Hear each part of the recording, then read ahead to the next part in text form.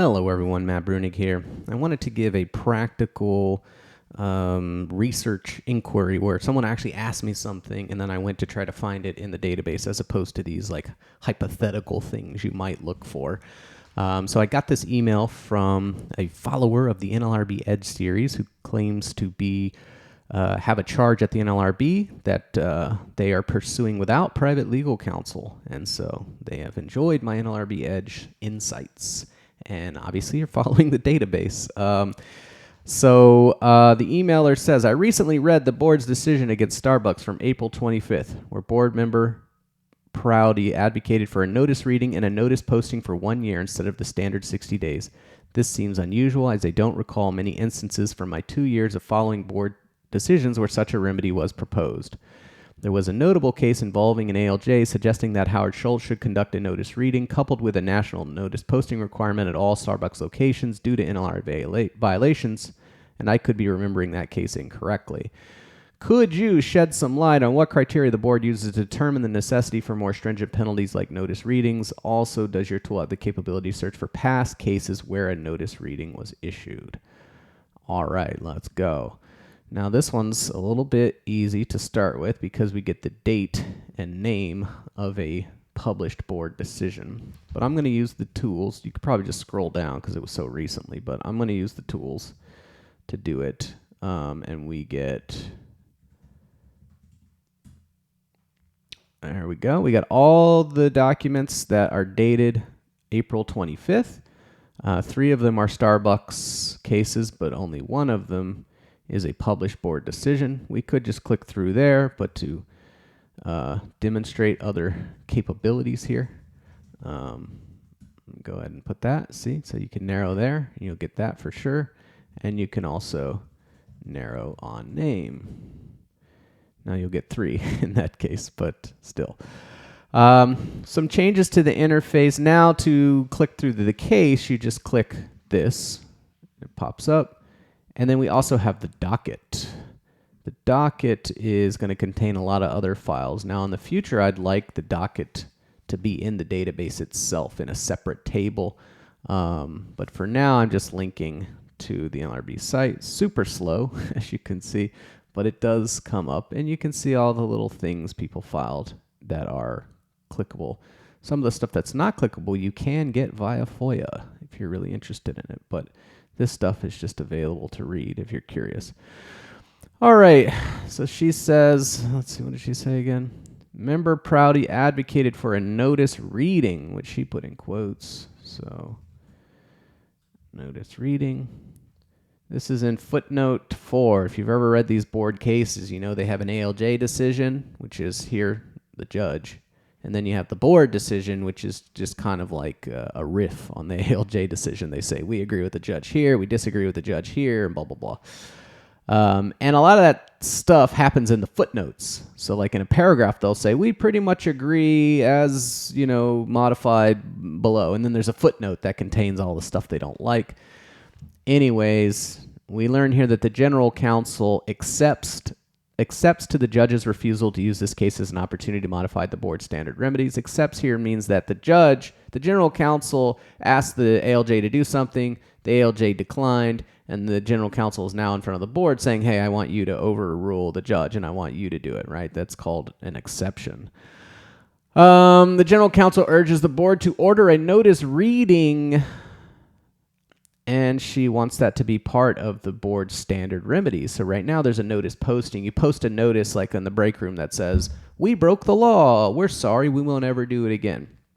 And the current GC apparently wants those things to be read out loud to the staff, not just posted in the break room or emailed out or whatever else. Here, the board declines to do that. We're not going to change our standard remedies to be a notice reading here. But we get what the emailer was asking about, which is here. For the reasons stated in his concurrence in this case, Member Prouty would make a reading of the notice to employees at a group meeting accompanied by the distribution of the notice at that meeting, a part of the remedy in this case, and a standard remedy for all unfair labor practices found by the board.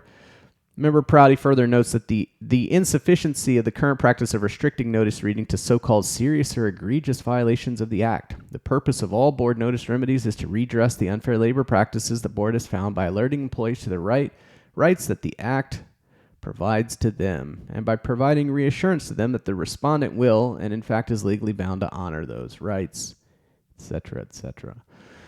Okay, so she wants to know, could you shed light on what criteria the board uses to determine the necessity for more stringent penalties? Now, obvious place to start here is we apparently have a concurrence written by Member Prouty in this case right here. So let's pull this case up. Now what I would do is just run it like this. Whoops, make sure we use quotes. There it is. Open it up. Let's see, concur. There we go. Here's his concurrence. He joins with Wilcox. So he joins the conclusion, but I would further order, as part of the remedy in this case, that the notice to employees be read aloud in English and Spanish by the management official in the presence of a board agent, or at the respondent's choice by a board agent in the presence of management. So the board agent could read it if the manager doesn't want to.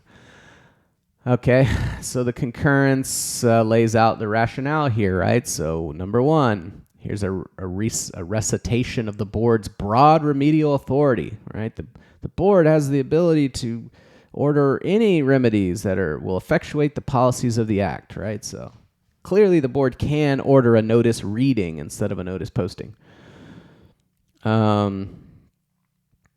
The board's authority includes requiring the respondent found to have engaged in unlawful conduct to take affirmative action that will ensure to the employees that the rights that the statute undertakes to safeguard. So they have broad remedial authority. That broad remedial authority includes, per the Supreme Court, the ability to order the employer to take affirmative action that will assure the employees that they have their rights and that those rights will be protected. Posting a notice fails to effectively inform employees. All right, you can read this. There's more cases, more sites, etc., more cases. And reading the notice to the employees aloud better effectuates the policies of the Act. And we get more sites here, right? So she wanted to know. Although the board in the past has used this option sparingly, most often in cases involving egregious behavior on part of the respondent, notice reading has been praised by the courts as a way of promoting greater employee awareness of unfair labor practices. So we get this case here, which is a Fifth Circuit case. As the wrongdoer, the respondent, not the employee, should be responsible for taking the necessary affirmative conduct to fully remedy its misconduct, etc. But yeah, I mean, from here you can jump off, check out these cases. J. Pickney flooring appears to be a big one, and you can read all about it. Go down the rabbit hole of citations. If you will. One thing I wanted to show you with this stuff is I now have the Supreme Court cases in the database. How about that? So you can put the little Supreme Court site, and there it is. It only has the Supreme Court cases that mention the NLRA or the NLRB, but they are in there. So if you are reading a case at the NLRB that cites to the Supreme Court, which is the sites that have the U.S. in them, you can just copy that back into the database and it'll pull it up. If you open it up, it takes you to the Justia, copy of it. You can't do circuit courts yet, and probably never. I'm probably never going to add those, but who knows? I don't want to bloat up the database with BS, especially because the board does not consider circuit court cases to be precedential. But, whatever. The thing with the circuit, if you really want to find this, just Google it, yeah? There it is. I'd like it to be in the database, I guess, for comprehensiveness purposes, but right now I haven't figured out a way to really do that effectively. So, All right. What else? Okay. We also wanted to know, I don't know. So we can also just search the site without the word citation in front of it.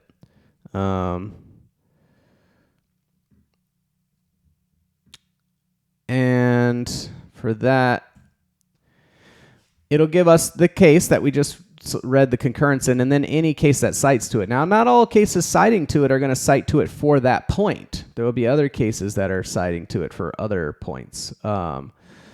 Let's see, because the footnote used the word concurrence in it, so I'm going to throw concurrence in here as well. Remember the footnote here from this case says, for the reasons stated in his concurrence.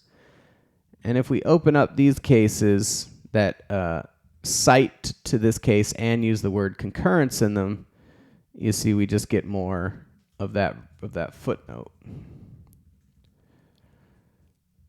So he just is dropping that footnote in any of these cases where the general counsel is asking to expand the standard remedy to be a notice reading. He's dropping that footnote over and over again, at least in 3 cases here. What else we got? There's a notable case involving an ALJ suggesting Howard Schultz should conduct a notice reading coupled with a national posting requirement at all Starbucks locations due to NLRA violations. Can we find that ALJ case? Well, first off, let's go ahead and switch to ALJ decision, and then let's switch the name to Starbucks. Now remember with these searches, it's a prefix search, so the first word has to be Starbucks. If it said the Starbucks or whatever, that's not going to work. But if the first word is Starbucks, you're good to go. So we get 61 ALJ cases involving Starbucks. We're told here that Mr. Howard Schultz is mentioned in the case. That gives us 18. Notice reading is also in the case. You don't have to worry about caps. That gives us 16. Okay, so I don't know. There may be a more clever way to get this even more narrower, but you can just click through these cases and Control F, Control F, Control F if you want in order to find the stuff. I do not find that a notice reading is warranted in this case, so obviously it's not that one. And general counsel's requests that notice reading, I decline this request. Obviously, it's not that one. Did she say? Yeah, there was a notable case. Okay. So it's unclear. I mean, you can click through all of these. I have already clicked through most of them. You see the green ones, and just done that big Control F real quick kind of thing. This is the one, I believe, where it will show up.